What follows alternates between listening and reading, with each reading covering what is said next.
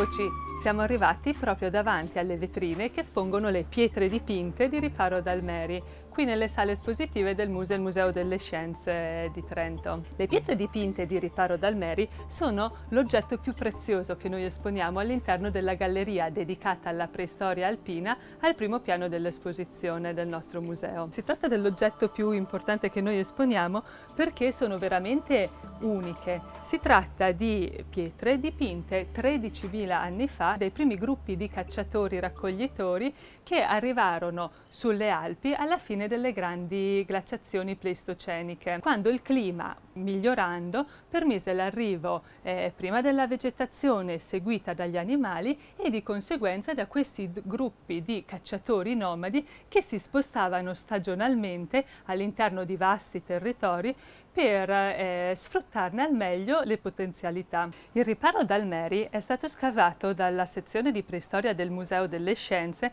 per circa una ventina d'anni, a partire dal 1990 fino al 2009. Grande è stata la sorpresa degli archeologi quando, durante le attività di scavo, furono scoperte sulla superficie più profonda del riparo sotto roccia una serie di pietre dipinte con l'ocra, un unico mai visto prima. Si tratta infatti di una serie di più di 200 pietre con raffigurazioni zoomorfe, antropomorfe e schematiche. Facevano parte probabilmente di un rito di iniziazione del riparo oppure di propiziazione dell'attività venatoria che su quel sito veniva svolta e dedicata principalmente allo stambecco, che è anche l'animale più raffigurato su queste pietre. Una di queste 200 pietre era in una posizione predominante rispetto alle altre, ovvero era posizionata sopra un mucchietto di altri ciottoli. Questa pietra era anche di dimensioni molto maggiori rispetto alle altre e riportava raffigurata una figura umana con uno strano copricapo